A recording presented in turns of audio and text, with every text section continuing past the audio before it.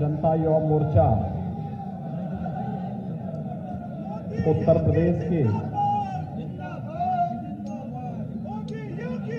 कार्य समिति के आज के समापन सत्र में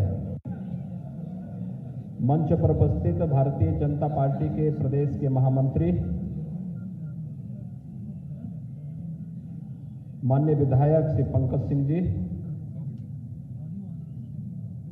भारतीय जनता युवा मोर्चा के प्रदेश के कर्मठ अध्यक्ष, मंच पर उपस्थित भारतीय जनता पार्टी के प्रदेश के महामंत्री, भारतीय जनता पार्टी के प्रदेश के मंत्री माननीय विधायक श्री पंकज सिंह जी, पूर्व प्रदेश अध्यक्ष श्री सुभाष यदुवंश जी, भारतीय जनता युवा मोर्चा के प्रदेश के कर्मठ अध्यक्ष, मंच पर उपस्थित भारतीय जनता पार्टी के प्रदेश के महामंत्री, युवा मोर्चा के प्रदेश, भारतीय जनता पार्टी के प्रदेश के मंत्री माननीय विधायक श्री पंकज सिंह जी, पूर्व प्रदेश अध्यक्ष श्री सुभाष यदुवंश जी, भारतीय जनता युवा मोर्चा के प्रदेश के कर्मठ अध्यक्ष, मंच पर उपस्थित भारतीय जनता पार्टी के प्रदेश के महामंत्री, युवा मोर्चा के प्रदेश, भारतीय जनता पार्टी के प्रदेश के मंत्री माननीय विधायक श्री पंकज सिंह जी, पूर्व प्रदेश अध्यक्ष श्री सुभाष यदुवंश जी, भारतीय जनता युवा मोर्चा के प्रदेश के कर्मठ अध्यक्ष, मंच पर उपस्थित भारतीय जनता पार्टी के प्रदेश के महामंत्री, भारतीय जनता पार्टी के प्रदेश के मंत्री माननीय विधायक श्री पंकज सिंह जी, पूर्व प्रदेश अध्यक्ष भारतीय जनता युवा मोर्चा के प्रदेश के कर्मठ अध्यक्ष, मंच पर उपस्थित भारतीय जनता पार्टी के प्रदेश के महामंत्री, भारतीय जनता पार्टी के प्रदेश के मंत्री माननीय विधायक श्री पंकज सिंह जी, पूर्व प्रदेश भारतीय जनता युवा मोर्चा के प्रदेश के कर्मठ अध्यक्ष, मंच पर उपस्थित भारतीय जनता पार्टी के प्रदेश के महामंत्री, भारतीय जनता पार्टी के प्रदेश के मंत्री माननीय विधायक श्री पंकज सिंह जी, पूर्व प्रदेश भारतीय जनता युवा मोर्चा के प्रदेश के कर्मठ अध्यक्ष, मंच पर उपस्थित भारतीय जनता पार्टी के प्रदेश के महामंत्री, भारतीय जनता पार्टी के प्रदेश के मंत्री है तो वह उत्तर प्रदेश की आबादी का आधा आता है और उसके बाद है तो वह अगर आबादी हमारी बड़ी है, उत्तर प्रदेश की आबादी का दुनिया का सबसे अच्छी उर्वरा भूमि हमारे पास और उसके बाद सबसे अच्छा जल संसाधन हमारे पास, भारत के पवित्र आस्था के केंद्र हमारे पास, इस धरती की सबसे पवित्र नदी मां गंगा अपने प्रवाह के सबसे अधिक दूरी उत्तर प्रदेश के अंदर तय करती है।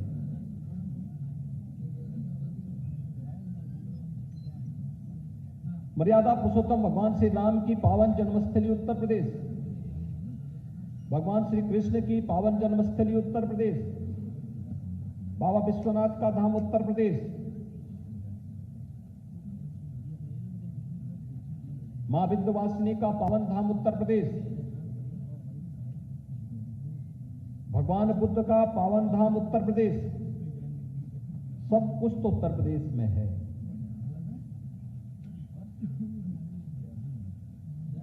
लेकिन भाइयों बहनों, कौन ऐसी स्थितियां थी कि उत्तर प्रदेश आज से 5 साल पहले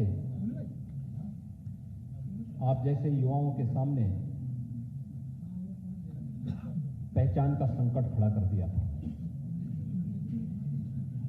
उत्तर प्रदेश के बारे में धारणा क्यों बनी थी कि उत्तर प्रदेश देश के विकास में बाधक है।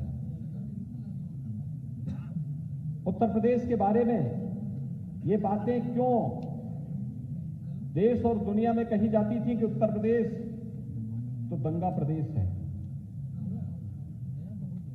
कारण जरूर रहे होंगे।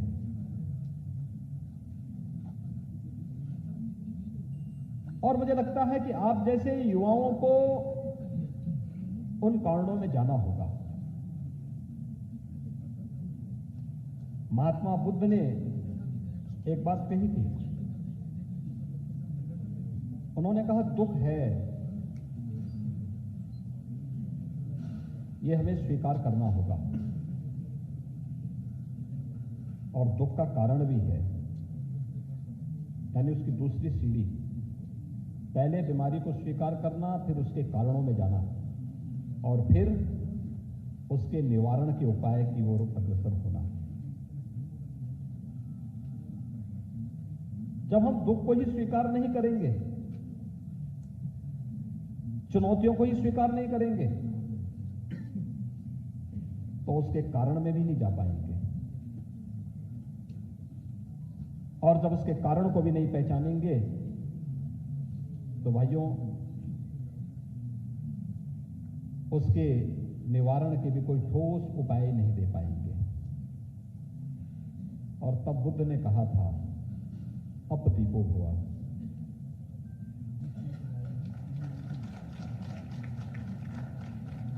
और मुझे लगता है कि उत्तर प्रदेश के हर नौजवान को स्वयं खड़ा होना पड़ेगा। आपके सामने मैं देख रहा हूं कि ऊर्जा से भरपूर युवाओं की टोली उत्तर प्रदेश की पूरी तकदीर को बदलने की क्षमता रखती है।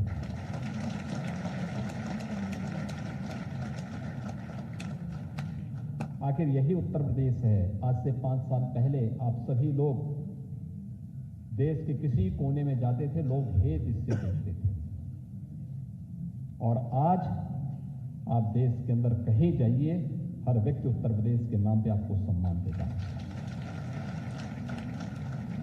ये जो स्थितियां बदली है, ये अचानक नहीं बदली। हमारा सौभाग्य है कि उत्तर प्रदेश देश के यशस्वी प्रधानमंत्री आदरणीय मोदी जी का कर्म क्षेत्र है, और उत्तर प्रदेश की वाराणसी से वे सांसद हैं। उनका मार्गदर्शन, उनका नेतृत्व हम सबको प्राप्त होता है। 15 वर्षों में कुछ लोगों ने उत्तर प्रदेश की दिशा बदल दी, तकदीर बदल दी, नष्ट कर दी, पहचान समाप्त कर दी।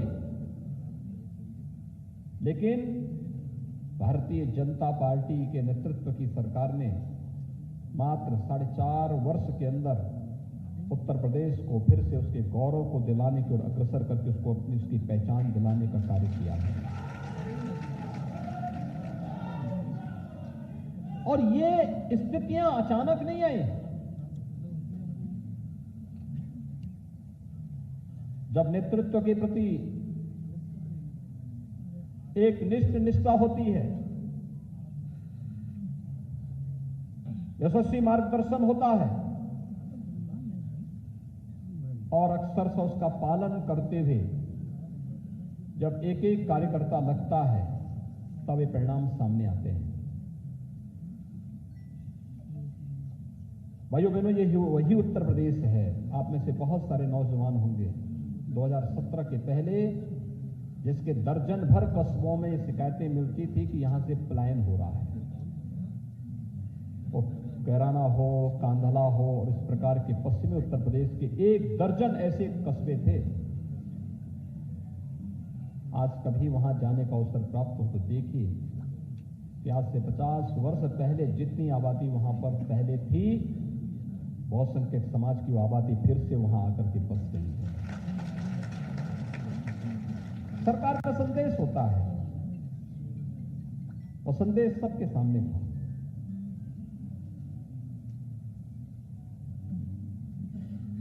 आबादी में सबसे बड़ा राज्य, सबसे बड़ी आबादी का राज्य।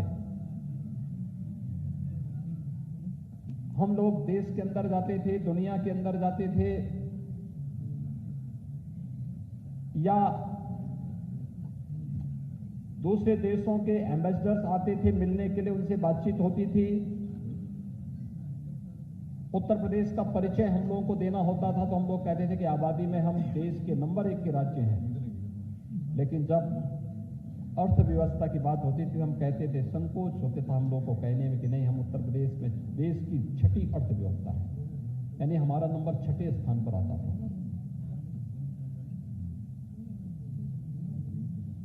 भाइयों बहनों, आज मुझे बताते हुए प्रसन्नता है कि उत्तर प्रदेश मात्र 4.5 वर्ष के अंदर देश की दूसरी अर्थव्यवस्था बन चुका है।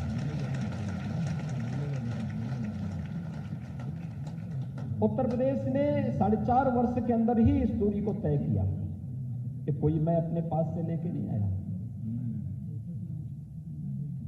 इसके लिए एक टीम वर्क हुआ है, सरकार और संगठन का संयुक्त प्रयास है। प्रधानमंत्री मोदी जी का मार्गदर्शन, भारत सरकार की योजनाओं को जमीनी धरातल पर उतार करके हर एक नागरिक के जीवन तक उसको पहुंचाने का कार्य, एक एक योजना एक एक परिवार के स्वावलंबन का आधार बनी और तब उत्तर प्रदेश के अंदर उत्तर प्रदेश की अर्थव्यवस्था को हम देश की नंबर 2 की अर्थव्यवस्था बनाने में सफल हुए हैं।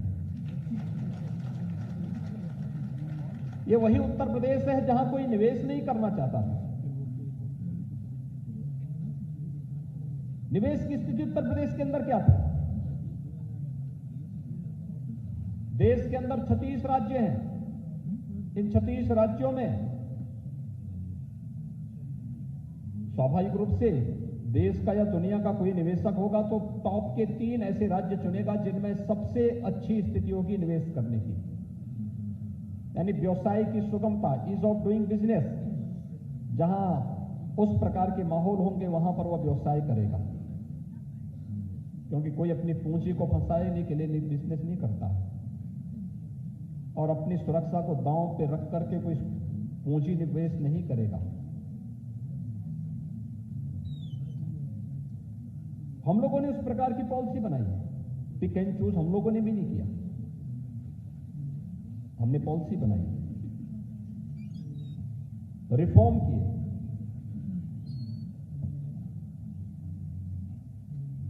और उसका परिणाम सामने आया। आज जो उत्तर प्रदेश 4.5 वर्ष पहले ईज ऑफ डूइंग बिजनेस में 14वें स्थान पर था, आज वह नंबर 2 पर आ चुका है। ये बदलाव है उत्तर प्रदेश में।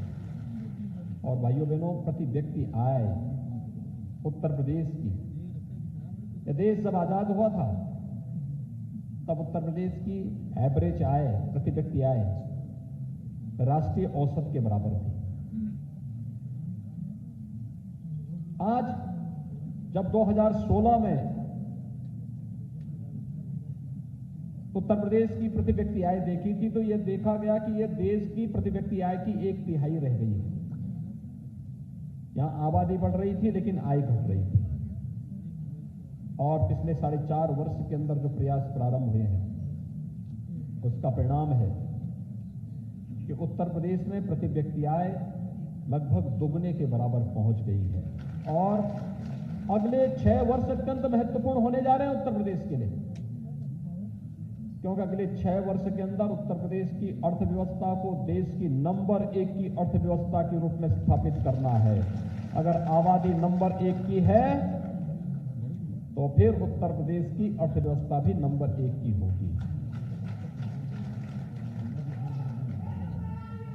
और भाइयों बहनों, हमें इस चीज को देखना होगा कि अगर नंबर 1 की अर्थव्यवस्था बनानी है तो इसके लिए उत्तर प्रदेश के प्रति व्यक्ति आय को भी बढ़ाना होगा।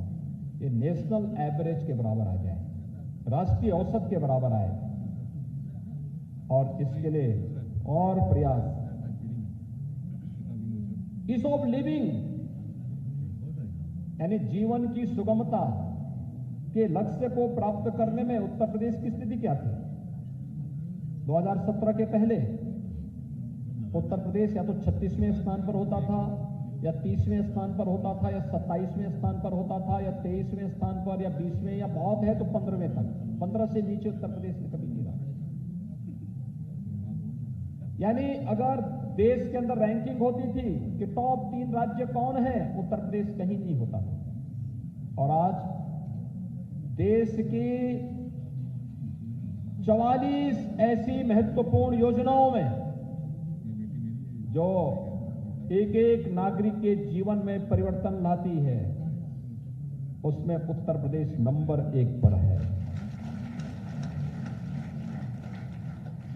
स्वच्छ भारत मिशन हो, जिसमें एक एक घर को शौचालय देना हो, उत्तर प्रदेश ने सबसे पहले और सबसे बड़ी मात्रा में शौचालयों का निर्माण गांव-गांव में करवाया। 2,61,00,000 परिवारों को शौचालय उपलब्ध कराया गया।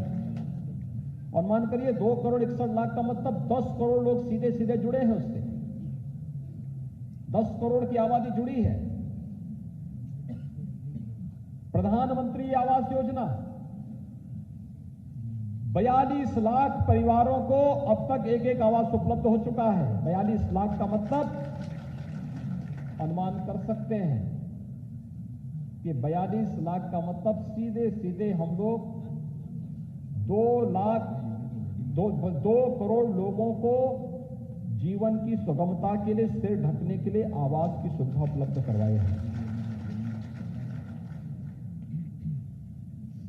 1,56,00,000 लोगों को उत्तर प्रदेश के अंदर उज्ज्वला योजना में रसोई गैस के सिलेंडर फ्री में मिले हैं। 1,38,00,000 लोगों को बिजली के निःशुल्क कनेक्शन उपलब्ध कराए गए हैं। इन बेचारों ने कभी बिजली नहीं देखी थी। विद्युत उनके लिए जीवन में एक सपना था। प्रधानमंत्री मोदी जी के कारण आज सपना साकार हुआ है। प्रदेश सरकार ने 1,38,00,000 लोगों को बिजली के निःशुल्क कनेक्शन भी उपलब्ध करवाए हैं। आयुष्मान भारत में 6 करोड़ लोगों को 5-5 लाख रुपए की स्वास्थ्य बीमा का कवर। और कोरोना कालखंड में आपने देखा होगा, अप्रैल 2020 से लेकर के नवंबर 2020 तक 8 महीने तक 15 करोड़ लोगों को फ्री में राशन। और वर्तमान में भी मई 2021 से लेकर के नवंबर 2021 के बीच में भी ये फ्री में राशन वर्तमान में 15 करोड़ लोगों को उपलब्ध करवाने का कार्य राज्य सरकार के माध्यम से किया जा रहा है। अनेक ऐसी योजनाएं जिन योजनाओं में उत्तर प्रदेश का कहीं स्थान नहीं होता था। यहां का जो खाद्यान्न होता था वो गरीब के पेट में नहीं जाता था, वह पार्टी विशेष के लोगों के जेब में पैसा चला जाता था और यहां का खाद्यान्न बांग्लादेश और नेपाल में बिक जाता था। लेकिन भाइयों बहनों, आज ऐसा नहीं है। आज तो उत्तर प्रदेश के हर गरीब को बिना चेहरा देख करके उनको शासन की योजनाओं का लाभ दिया जा रहा है। इंफ्रास्ट्रक्चर डेवलपमेंट के बारे में लोग सपना देखते थे, क्या ये हो पाएगा? हमने कहा क्यों नहीं होगा जी, उत्तर प्रदेश में किस चीज की कमी है? लोगों ने कहा पैसा नहीं है। हमने कहा पैसा तो हम बनाएंगे ना, पैसा तो हम बनाएंगे। जिस उत्तर प्रदेश में 2017 में सत्ता में आने पर वेतन देने के लिए पैसे नहीं थे, उत्तर प्रदेश आज 5 बड़े एक्सप्रेसवे बना रहा है। पूर्वी उत्तर प्रदेश को जोड़ने के लिए पूर्वांचल एक्सप्रेसवे, जो लखनऊ से गाजीपुर तक पहुंच रहा है, वहां से वाराणसी जुड़ेगा। पूर्वांचल एक्सप्रेसवे से Gorakhpur link expressway, Purvanchal expressway से बलिया लिंक एक्सप्रेसवे के निर्माण की भी स्वीकृति प्रदेश सरकार ने दी है। जमीन अधिग्रहण के लिए अपनी यहां से सहमति दे दी है। बुंदेलखंड क्षेत्र को जोड़ने के लिए बुंदेलखंड एक्सप्रेसवे, आप अनुमान करिए, पूर्वांचल और बुंदेलखंड उत्तर प्रदेश के 2 ऐसे क्षेत्र थे जो आर्थिक रूप से आजादी के बाद से आर्थिक पिछड़ेपन के दंश को झेल रहे थे। और मध्य उत्तर प्रदेश से भी आवाज उठती थी कि आखिर हमने क्या किया है कि जो हमारी उपेक्षा हो रही है। हमने कहा कि या किसी ने, सबने अच्छा किया है, गंगा एक्सप्रेसवे से मेरठ को जोड़ेंगे प्रयागराज के साथ। आपने देखा होगा इतने बड़े बड़े कार्य हो रहे हैं, कोई किसान आंदोलन नहीं तो भट्टा पारसोल में किसानों पे गोली चलाई जाती थी। बस्ती के मुंडेरवा में चीनी मिल चलाने को लेकर के किसानों की हत्या की जाती थी। रामकोला में किसानों पर गोली चलाई जाती थी। आपने देखा होगा इतने बड़े बड़े कार्यक्रम चल रहे हैं, जमीन अधिग्रहण भी हो रही है, कहीं कोई विवाद नहीं, कहीं कोई शिकायत नहीं कर सकता। अगर किसी किसान ने जमीन दी है, अगले कुछ ही घंटों के अंदर उसके अकाउंट में पैसा पहुंच जाता है, वो खुशी से झूम उठता है, आता है हमारे पास, कहता साहब हम भी जमीन देना चाहते हैं। भाइयों बहनों, हम एशिया का सबसे बड़ा एयरपोर्ट बना रहे हैं जेवर में। जेवर में एयरपोर्ट, याद करिए, भट्टा पारसोल का वो क्षेत्र है जहां पर किसानों पे गोलियां चली थी। और जब मैं वहां पर, हमारी एक राज्य से प्रतिस्पर्धा हो गई कि एयरपोर्ट कौन बनाएगा, मैंने कहा नहीं उत्तर प्रदेश में हम बनाएंगे। उन्होंने कहा नहीं हम बनाएंगे। तो मैं अधिकारियों से वहां कहा, मैंने कहा मुझे 1 महीने के अंदर जमीन चाहिए। 1 महीने के बाद जब मैं वहां गया तो पता लगा वहां जमीन दी ही नहीं थी। मैंने कहा जमीन का क्या हुआ? उन्होंने कहा सब लोग विरोध कर रहे हैं। मैंने कहा देखो मैं मीटिंग में जा रहा हूं, उन किसानों को मेरे सामने बुलाओ। 1 घंटे के बाद किसान सभी मेरे पास आए। मैंने उनसे बोला, मैंने कहा भी देखो गौतम बुद्ध नगर में, नोएडा, ग्रेटर नोएडा में जो होना था सब हो चुका है। अब विकास की संभावना ये जेवर और आसपास के क्षेत्र में बनेगी। और उस क्षेत्र को आजादी के बाद से उपेक्षित छोड़ा हुआ था, अपराध वहां होता था, बड़े भयंकर अपराध होते थे। तो मैंने वहां के सभी किसानों से अनुरोध किया, मैंने कहा क्या आप अपने बच्चों को इसी अपराध की अंधेर गर्दी में धकेलने के लिए आगे बढ़ना चाहते हैं, या यहां पर जेवर में एक इंटरनेशनल एयरपोर्ट बनवा करके उनके जीवन को सुधारना चाहते हैं? अब तय कर लीजिए। उन्होंने कहा मुआवजा कितना मिलेगा? मैंने कहा देखो पहले तय करो कि आपको एयरपोर्ट बनाना है कि नहीं बनाना है। अगर आप मानसिक रूप से तैयार हैं तो फिर मेरे साथ 1 घंटे के बाद बैठिए। 1 घंटे के बाद आए, उन्होंने कहा कि हम चाहते तो हैं एयरपोर्ट, लेकिन हम 4 गुने से कम मुआवजा नहीं लेंगे। मैंने कहा देखो मेरे पास पैसा है नहीं, मैं 2 गुना दूंगा, अगर आप तैयार हैं तो बताइए।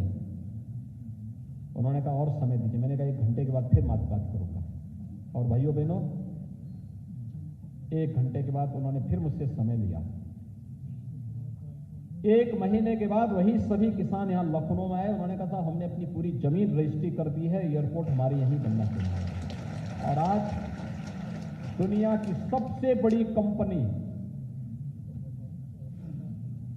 ज्यूरिक इंटरनेशनल आज जेवर के उस एयरपोर्ट का निर्माण का कार्य करने जा रही है। आप सोचिए, जिस दिन जेवर का वो एयरपोर्ट बनेगा, उत्तर प्रदेश जिस दिन सभी एक्सप्रेस हाईवे बन करके तैयार होंगे, उस दिन उत्तर प्रदेश को देश की नंबर 1 की अर्थव्यवस्था बनने से कोई ताकत रोक नहीं पाएगी, कोई रोक नहीं पाएगी। ये काम पहले भी हो सकता था। सपा बसपा को बहुत समय मिला, आखिर वे सब इस कार्य को क्यों नहीं कर पाए? इन्होंने अपने घर को भरा, इनके लिए परिवार ही पार्टी थी, वे अपने परिवार से बाहर निकल ही नहीं पाए। और उसके बाद प्रदेश को उन्होंने लावारिस छोड़ दिया, प्रदेश की दुर्गति कर दी। जिन 42 लाख लोगों को भारतीय जनता पार्टी की सरकार के समय में प्रधानमंत्री आवास मिले हैं, इन लोगों को सपा बसपा की सरकार के समय भी आवास मिल सकते थे, लेकिन गरीबों की चिंता नहीं थी। ये जो 42 लाख लोगों को आवास दिलाए गए हैं, ये कोई भारतीय जनता पार्टी का कार्यकर्ता नहीं था, उत्तर प्रदेश का नागरिक था, और इसलिए आवास मिले हैं। और आवास का लाभ प्राप्त करके आज भारतीय जनता पार्टी के साथ जुड़ रहा है। आज उसको एहसास हुआ है कि बाकी लोगों ने शोषण किया है, अन्याय किया है, अत्याचार किया है, भ्रम में डाल करके उनको शोषित किया है, लेकिन सही मायने में मोदी जी के नेतृत्व में भारतीय जनता पार्टी ने उन लोगों के साथ न्याय किया है। 2 करोड़ 16 लाख 2,61,00,000 लोगों का शौचालय। ये शौचालय केवल शौचालय नहीं है, ये नारी गरिमा की रक्षा का माध्यम तो है ही, साथ साथ कई बीमारियों से बचाव का ही माध्यम है। याद करिए,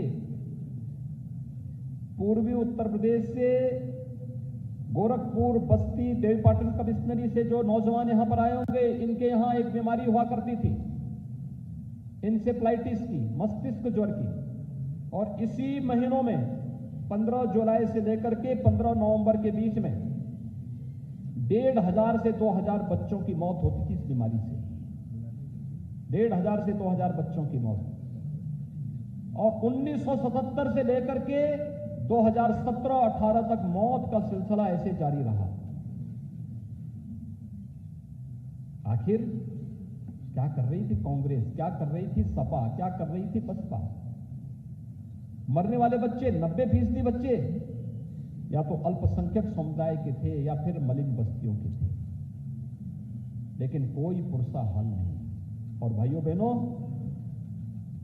स्वच्छ भारत मिशन में एक एक घर में शौचालय देने, स्वच्छता सैनिटाइजेशन के लक्ष्य को आगे बढ़ाने, एक एक घर में शुद्ध पेयजल उपलब्ध करवाने की व्यवस्था क्या की गई कि बीमारी समाप्त, इंसेफ्लाइटिस हमेशा के लिए समाप्त हो गई है। एक मॉडल खड़ा हुआ और स्वच्छ भारत मिशन का यह अभियान इंसेफ्लाइटिस के उन्मूलन में तो सहायक रहा ही।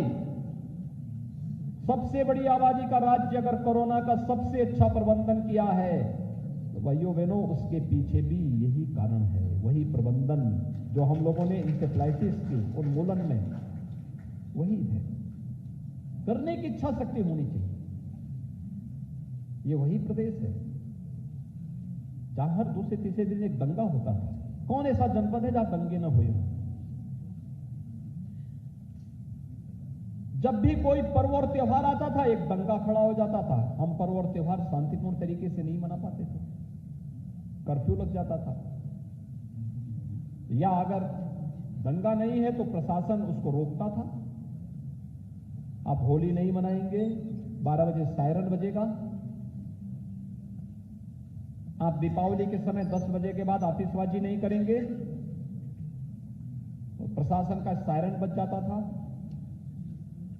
आप कावड़ यात्रा में या तो जाएंगे नहीं, अगर जाएंगे तो डीजे नहीं बजाएंगे, शंख नहीं बजाएंगे, घंटा नहीं बजाएंगे। अजीब सी शर्तें होती थी। कोई सरकारी कार्यालय ऐसा नहीं था जहां पर वर्ग विशेष के पर्व और त्योहारों को मनाने के लिए रेड कालीन बिछाई जाती थी।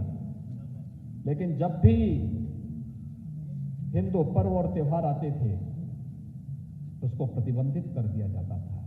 नहीं, ये नहीं बनेगा। प्रदेश के थानों में और जेलों में एक ही पर्व मनाया जाता था, जन्माष्टमी का। सपा बसपा दोनों सरकारों ने इसको प्रतिबंधित कर दिया था। लेकिन जब हम लोग आए, सबसे पहला पर्व आया था कावड़ यात्रा का। लोगों ने कहा कि प्रशासन आया मेरे पास, कहा साहब 6 राज्यों की श्रद्धालु आती है, बहुत भीड़ होती है, नहीं हो पाएगा। मैंने कहा क्यों नहीं होगा? कहा साहब दंगा हो जाएगा। तो मैंने कहा मैं क्यों बैठा हूं यहां? अरे हम लोग आए इसीलिए हैं, उसी दंगे को रोकने के लिए ही आए हैं, उस दंगे को रोकने के लिए आए हैं। और ये चिंता तुम्हें नहीं, ये चिंता मुझे होनी चाहिए। प्रदेश के 24 करोड़ जनता की सुरक्षा का दायित्व तो मेरे ऊपर जनता ने सौंपा है। पार्टी ने दायित्व तो मुझे दिया है, मुझे तय करना है कि उनको सुरक्षित हम कैसे रखेंगे। लेकिन कावड़ यात्रा होनी है तो होगी। और मैंने कहा सभी राज्यों से भी अनुरोध कर लो कि हम कावड़ यात्रा नहीं रोकेंगे, उनके लिए इंतजाम करेंगे। स्वयंसेवी संगठनों के साथ बैठक करो।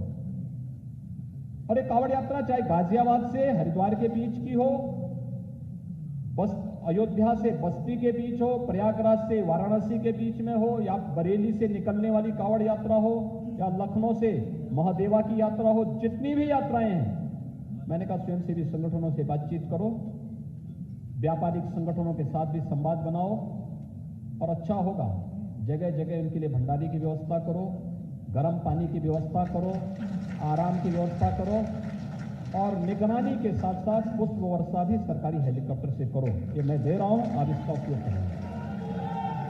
आपने देखा होगा कितनी शांतिपूर्ण तरीके से कांवड़ यात्रा संपन्न हुई, एक ब्रांड बन गया उत्तर प्रदेश का। और बनाए क्यों नहीं हम? अगर कोई व्यक्ति भक्ति भाव के साथ जुड़ करके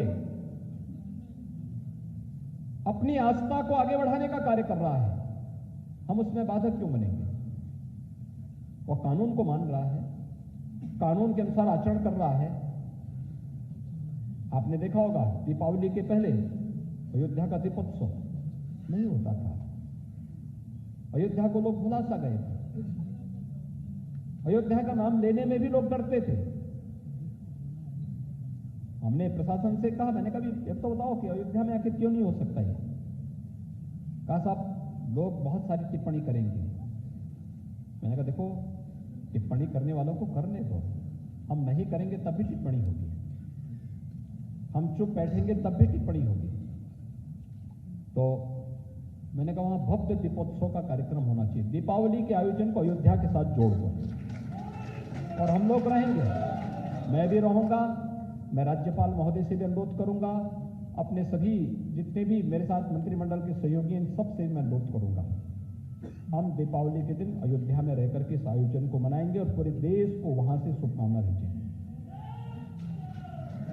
देखिए कितना यानी लोकप्रिय हो गया अयोध्या का दीपोत्सव।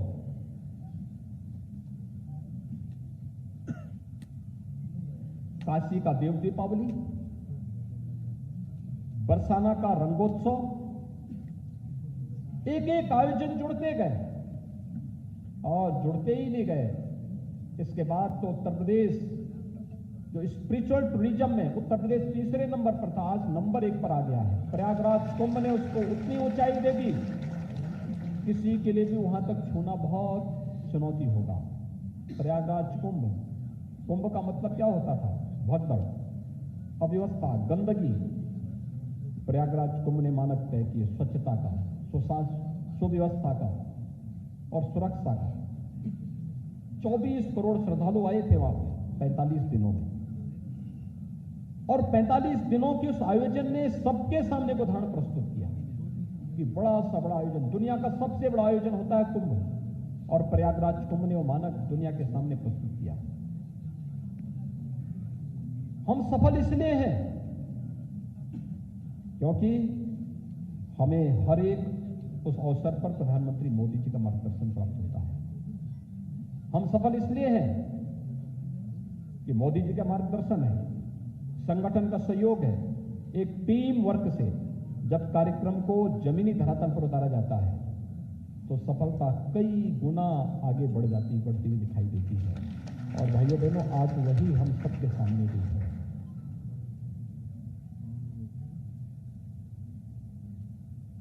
युवा मोर्चा के सामने उत्तर प्रदेश के युवाओं को अपने साथ जोड़ने का एक अवसर भी है और चुनौती भी है। चुनौती इसलिए क्योंकि हर राजनीतिक दल युवाओं पर अपना दावा करेगा। आपके लिए तो कहने के लिए बहुत कुछ है, आप बहस में इस मुद्दे को आगे बढ़ा सकते हैं कि भाई ठीक है, ज्यादा दूर मत जाइए। 5 वर्ष बसपा को मिले थे, 5 वर्ष सपा को 5-5 वर्ष का कार्यकाल मिला था और 5 वर्ष हमारी सरकार को ही मिला। अब तय करो, चलो युवाओं के लिए किसने ज्यादा किया? सपा की सरकार में कितने नौजवानों को नौकरी मिली ईमानदारी के साथ, पारदर्शी तरीके के साथ? बसपा भी अपना आंकड़ा प्रस्तुत करे, और ऐसा तो नहीं कि कोई आंकड़ा छुपा सकता है, सब पब्लिक डोमेन में है। और ये कहिए, हम भी कहते हैं, मुझे लगता है जितना दोनों सरकारों ने नहीं किया होगा उससे ज्यादा नौकरी 4.5 वर्ष में हम लोगों ने प्रदेश के नौजवानों को दी। 4.5 लाख सरकारी नौकरी दी है। और 4.5 लाख सरकारी नौकरी देने के साथ ही जो सुरक्षा का एक बेहतर वातावरण बना, जो निवेश हुआ, इस निवेश के माध्यम से जिस प्रकार की संभावनाएं प्रदेश के अंदर बनी, 1,61,00,000 से अधिक युवाओं को प्रदेश के अंदर नौकरी और रोजगार के साथ जोड़ने में मदद मिली। और भाइयों बहनों, जो उत्तर प्रदेश की कुछ अभिनव योजनाएं चली, 1 डिस्ट्रिक्ट 1 प्रोडक्ट की, विश्वकर्मा श्रम सम्मान की, इन योजनाओं ने उत्तर प्रदेश को एक नई ऊंचाई दी। स्वतः रोजगार की संभावनाएं भी आगे बढ़ी, स्वतः रोजगार की जो संभावनाएं किस रूप में आगे बढ़ती हुई दिखाई दी, बहुत अद्भुत। 60 लाख लोगों को बैंकों के साथ जोड़ने में अब तक हमें मदद मिली है, यानी वह आर्थिक स्वावलंबन के साथ जुड़ते हुए आगे बढ़े हैं। और मुझे लगता है कि हर एक योजना उस रूप में आगे बढ़ाने का कार्य कर रही है। अब सभी युवाओं को आज अपनी इस ऊर्जा का उपयोग करना होगा। उत्तर प्रदेश अपनी पहचान के साथ कार्य कर पाएगा कि नहीं कर पाएगा। और याद रखना, प्रधानमंत्री मोदी जी ने 2024 तक भारत की अर्थव्यवस्था को $5 ट्रिलियन बनाने का लक्ष्य रखा है। 2024 तक का लक्ष्य दिया है और इसमें उत्तर प्रदेश की भी भूमिका होगी। उत्तर प्रदेश अगर $1 ट्रिलियन की इकोनॉमी बनता है तो भारत की इकोनॉमी $5 ट्रिलियन की बनने वाली है। भारत दुनिया की एक बड़ी अर्थव्यवस्था होगी। लेकिन अगर उत्तर प्रदेश चूका तो उसका प्रभाव भारत के विकास पर पड़ेगा, भारत की अर्थव्यवस्था पर पड़ेगा। और इस दृष्टि से आज हम सबके सामने एक चैलेंज होगा। हम उत्तर प्रदेश के इन युवाओं को कैसे अपने साथ जोड़ें, हर युवा को अपने साथ, बिना भेदभाव के हर युवा को, जिसको विकास की चिंता है, जिसको सुशासन की चिंता है, जिसको प्रदेश की अर्थव्यवस्था और प्रदेश की अर्थव्यवस्था को आगे बढ़ाने की चिंता है, वह भारतीय जनता पार्टी के साथ होगा। जो उत्तर प्रदेश के युवाओं के उज्जवल भविष्य के लिए कार्य करना चाहता है, वह भारतीय जनता पार्टी के साथ होगा। और जिसके अपने निजी स्वार्थ प्रदेश और देश के स्वार्थ से प्रबल हो गए हैं, वह अपने लिए सोचेगा, अपने परिवार के लिए सोचेगा और एक छोटे से दायरे तक अपने आप को सीमित रख करके कुंठित होता हुआ दिखाई देगा। इसलिए प्रदेश के उन सभी युवाओं को अपने साथ जोड़ने की आवश्यकता है। और मैं अभिनंदन करूंगा, अखिल भारतीय स्तर पर युवा मोर्चा ने अनेक आयोजन किए, अनेक कार्यक्रम चलाए, अलग अलग समय में चलाए। कोरोना कालखंड के अंदर यद्यपि बीच के कालखंड में युवा मोर्चा का गठन नहीं हो पाया था, लेकिन कार्यकर्ता तो थे। वे कार्यकर्ता इस व्यवस्था के साथ जुड़े रहे, लगातार कार्य करते रहे। चाहे वह प्रदेश के अंदर जब प्रवासी कामगार और श्रमिक आ रहे थे, उन लोगों को भोजन पैकेट उपलब्ध कराने का हो, गर्म पानी से उनके पैर को धोने का हो, उनके पैरों में चप्पल देने की कार्रवाई का हो, उन्हें सुरक्षित घरों तक पहुंचाने का कार्य हो, जहां इसमें उनको लगाने की व्यवस्था हुई। वहीं शुरुआती समय में जब वैक्सीनेशन का स्पेशल ड्राइव चला 16 जनवरी से, तब मुझे उस समय एक बार आया कि मैंने कहा देखो, मैं हर जगह प्रशासनिक मशीनरी को नहीं बिठा सकता। तब मैंने भी विद्यार्थी परिषद और युवा मोर्चा के कार्यकर्ताओं का सहयोग लिया। अनेक जगहों पर मैंने उनको लगाया कि भाई देखो, जहां भी वैक्सीनेशन के बूथ बन रहे हैं, इन वैक्सीनेशन के बूथ पे आप लोग जाकर के लोगों को बैठने की व्यवस्था, उनका हालचाल लेने की व्यवस्था करो, क्योंकि वहां पर वेटिंग एरिया है, ऑब्जर्वेशन एरिया है, और फिर वह व्यक्ति सम्मानजनक से बिना किसी हिचक के घर जा सके। इस दृष्टि से उस कार्यक्रम को आगे बढ़ाना था और वह कार्यक्रम सफलतापूर्वक आगे बढ़ा। आज उत्तर प्रदेश देश के अंदर सर्वाधिक वैक्सीन देने वाला राज्य है। भाइयों बहनों, 2 दिन के अंदर ही हम 11 करोड़ डोज देने वाला देश का पहला राज्य होगा। सर्वाधिक टेस्ट करने वाला राज्य है। कोरोना प्रबंधन में सबसे अच्छी बढ़त हासिल करने वाला राज्य है। कारण है टीम वर्क है और उस टीम वर्क को आगे बढ़ाने की आवश्यकता है। मैंने शुरू में बहुत सारी जगह जो आज 15 करोड़ लोगों को सफलतापूर्वक अन्न वितरण का कार्य हो रहा है, तो अन्न वितरण के इस कार्यक्रम के साथ मैंने शुरू में युवा मोर्चा के कार्यकर्ताओं को भी लगाया और ये लोग राशन की कोटे की दुकान में जाके खड़े होते थे, कुछ नहीं करते थे, खड़े हो जाते थे और कोई भी आता था उस व्यक्ति को बोलते थे कि भाई आपको राशन मिला कि नहीं मिला है, पूरा राशन है कि नहीं, आप संतुष्ट हैं कि नहीं, बस इतना कहते थे। अगर कहीं कोई गड़बड़ी होती थी तो मेरे पास एक नोट बन करके आ जाता था कि फलानी जगह इस प्रकार की शिकायत, वहां से हम कोई विवाद नहीं करते थे। और मैंने देखा युवा मोर्चा के कार्यकर्ताओं ने या विद्यार्थी परिषद के कार्यकर्ताओं ने कहीं किसी भी राशन कोटे की दुकान में अपने आप कोई विवाद नहीं किया। कोई शिकायत थी शासन को भेजते थे, शासन फिर चुपचाप उस पर कार्रवाई करता था। ये कार्य पद्धति ये होती है। हम वहां जाकर के अपना योगदान दे रहे हैं और दे करके लोगों के जीवन में परिवर्तन ला रहे हैं। आज 80,000 कोटी की दुकान में हर महीने 15 करोड़ लोगों को फ्री में राशन मिल रहा है।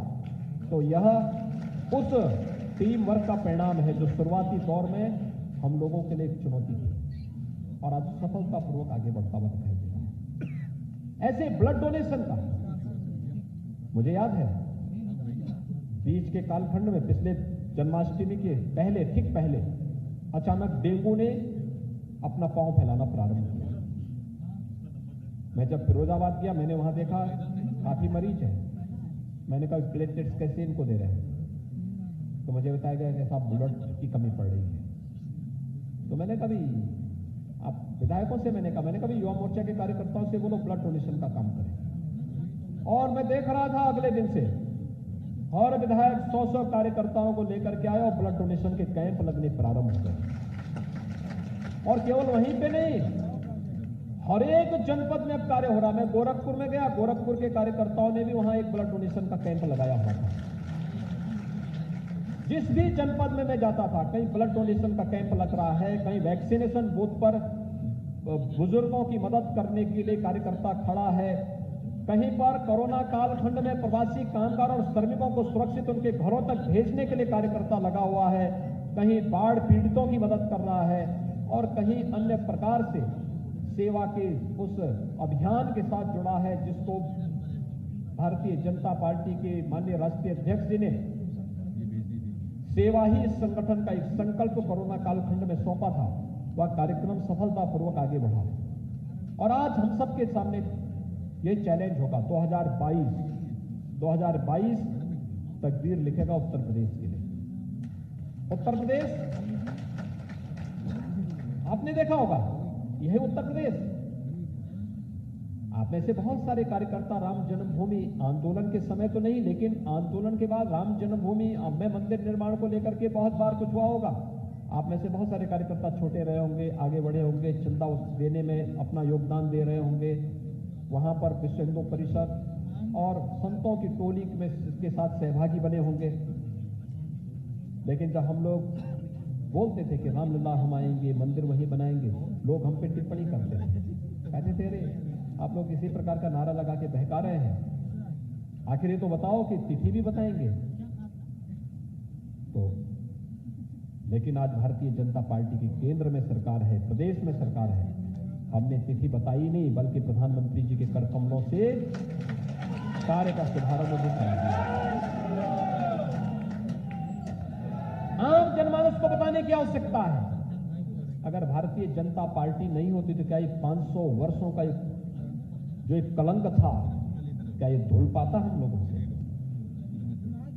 ये इसलिए संभव होगा क्योंकि भारतीय जनता पार्टी की सरकार है। अपने गौरव की पुनर्स्थापना का कार्य मर्यादा पुरुषोत्तम भगवान श्री राम का भव्य मंदिर निर्माण करके करेंगे। तो केवल भारतीय जनता पार्टी कर सकती है, कोई और नहीं। पूछा जाना चाहिए हर नागरिक से, अपने पूर्वजों श्राद्ध का पक्ष है, सभी पितर इस समय धरती पर उतरे हैं, उन सबकी इच्छा हुई होगी अयोध्या में प्रभु राम का दर्शन करने की। मंदिर निर्माण के कार्य को देखकर के कितने प्रफुल्लित हो रही होगी उनकी आत्माएं। बार बार आशीर्वाद दे रहे होंगे हम सबको कि देखिए कितना पुण्य का कार्य हुआ जी। जिस कार्य के लिए उनकी पीढ़ी खप गई थी वह कार्य आज संभव हो पाया। भगवान राम का भव्य मंदिर बने और अयोध्या सप्तपुरियों में दुनिया की सबसे अनुपम नगरी के रूप में विकसित हो सके, उस लक्ष्य को प्राप्त करने के सामने भी बहुत कुछ आगे कार्य किया जाना है। भाइयों बहनों, उत्तर प्रदेश आज जिस राह पर आगे बढ़ा है, आज प्रदेश में कोई दंगा नहीं कर सकता। ये जो दंगाई सिर चढ़ करके बोलते थे, इनको बोल दिया गया कि भाई दंगा करोगे तो 7 पीढ़ी का पहले एक मुश्त लिख के छोड़ देना कि कब कौन पीढ़ी इसकी भरपाई करेगी। आज कोई दंगा उत्तर प्रदेश में नहीं करेगा। और भाइयों बहनों, इसीलिए आज आप सबसे कहने के लिए आए हैं, आप सभी युवा हैं, अभी से जाकर के अपने अपने जनपदों में जाकर के अपने अपने क्षेत्र की इकाई, जनपद की इकाई को इतनी मजबूत और सुगठित करिए। एक एक बूथ की जिम्मेदारी तय करने की व्यवस्था भी से तैयार हो जाए। पार्टी का जो दिशा निर्देश हो उसका अनुपालन करते हुए हर एक युवा को बिना किसी भेदभाव के अपने साथ जोड़िए, क्योंकि ये ऊर्जा राष्ट्र निर्माण की ऊर्जा है और उसे सकारात्मक दिशा में प्रधानमंत्री मोदी जी के नेतृत्व में भारत को नए भारत के रूप में स्थापित करने के लिए जो अभियान चल रहा है, इस दिशा में आगे बढ़ाने के इस प्रवर्तमान अभियान का हम सबको हिस्सा बनना होगा और उसमें इस युवा ऊर्जा की सबसे बड़ी भूमिका होगी। मैं युवा मोर्चा के प्रदेश अध्यक्ष और उनकी पूरी टीम को मैं हृदय से धन्यवाद दूंगा कि उनके आने के बाद प्रदेश में युवाओं में हलचल हुई, एक हलचल देखने को मिली। लेकिन याद रखना, इस हलचल को हमें अनुशासन के साथ जोड़ करके अपने संगठन को मजबूती प्रदान करने को अग्रसर करना होगा। युवा मोर्चा के किसी कार्यकर्ता के ऊपर कहीं भी कोई अनुशासनहीनता, कहीं पर उपद्रव करने या कहीं भी कोई ऐसी स्थिति पैदा करने का कोई भी लेवल उसके ऊपर नहीं चस्पा होना चाहिए। आज आप युवा हैं, कल आप इससे बड़ी श्रेणी में आएंगे। आपको सार्वजनिक जीवन में आगे बढ़ना होगा, जीवन के अलग अलग क्षेत्र का चयन करना होगा। आप में से बहुत सारे युवाओं को, बहुत सारे लोग शासकीय सेवा में जाएंगे, बहुत सारे लोग व्यवसाय के क्षेत्र में जाएंगे, बहुत सारे लोग उद्यमिता के क्षेत्र में जाएंगे, बहुत सारे लोग सोशल वर्कर बने, अच्छे सोशल वर्कर बनेंगे, बहुत सारे लोग राजनीति में आएंगे। बिना अनुशासन को तोड़े, मर्यादा का पालन करते हुए, संगठन के अनुशासन को मानते हुए, उत्साह और उमंग के साथ भरपूर होते हुए हम सबको एक सशक्त संगठन के साथ साथ 2022 के लक्ष्य को निर्धारित करते हुए अभी से आगे बढ़ना पड़ेगा और इस लक्ष्य को प्राप्त करने के लिए अहर्निश प्रयास। याद रखना, आपके द्वारा किया गया प्रयास आपके चरण को चूमता हुआ दिखाई देगा। एक एक क्षण, एक एक पल अपने प्रयास के लिए समर्पित करना चाहिए। उत्तर प्रदेश, सब कुछ उत्तर प्रदेश में है। उत्तर प्रदेश उन सभी प्रकार की संभावनाओं से भरपूर है और उन संभावनाओं को आगे बढ़ाने का कार्य मुझे लगता है आप सभी युवाओं को, उत्तर प्रदेश के सभी युवाओं को अपने साथ जोड़ते हुए आगे बढ़ाना होगा। एक बड़ी जिम्मेदारी प्रदेश के युवा मोर्चा के हमारे इन कार्यकर्ताओं के ऊपर है। भाइयों बहनों, ये संख्या बड़ी है उत्तर प्रदेश के अंदर 24 करोड़ की आबादी है और 24 करोड़ में से 6 करोड़ युवा हैं उत्तर प्रदेश में। याद करना, इस 6 करोड़ यूथ को कैसे आप जोड़ेंगे, अभी से लक्ष्य निर्धारित कर दीजिए और अभी से कार्यक्रम, पहले संगठन को मजबूत करना, बूथ स्तर के अपने कार्यक्रमों को और मजबूत करते हुए फिर उन कार्यकर्ताओं के सम्मेलन, पहले बूथ स्तर पर, सेक्टर स्तर पर, मंडल स्तर पर, फिर जनपद स्तर पर, फिर कमिश्नरी स्तर पर, फिर क्षेत्र स्तर पर बड़े बड़े सम्मेलन करिए, अलग अलग पदाधिकारियों को बुलाइए और फिर उसके माध्यम से पूरे प्रदेश के अंदर छा जाइए। मुझे लगता है आपको कोई ताकत रोक नहीं पाएगी। ये मैं विश्वास के साथ कह सकता हूं। आज के इस अवसर पर आप सभी कार्यकर्ता यहां पर आए। प्रदेश कार्य समिति के आज के इस पूरे दिन भर के कार्यक्रम में यहां पर जुटे रहे। आप सबको युवा मोर्चा के राष्ट्रीय अध्यक्ष श्री तेजस्वी सूर्या जी का भी मार्गदर्शन प्राप्त हुआ होगा। उनके तेजस्वी नेतृत्व में आप सभी लोग अपने अपने क्षेत्र में कुछ अनूठा और कुछ मजबूत संगठनात्मक कार्यक्रम को आगे बढ़ाने का कार्य करेंगे। इस विश्वास के साथ आप सबके प्रति मैं अपनी शुभकामनाएं देता हूं। धन्यवाद। जय हिंद।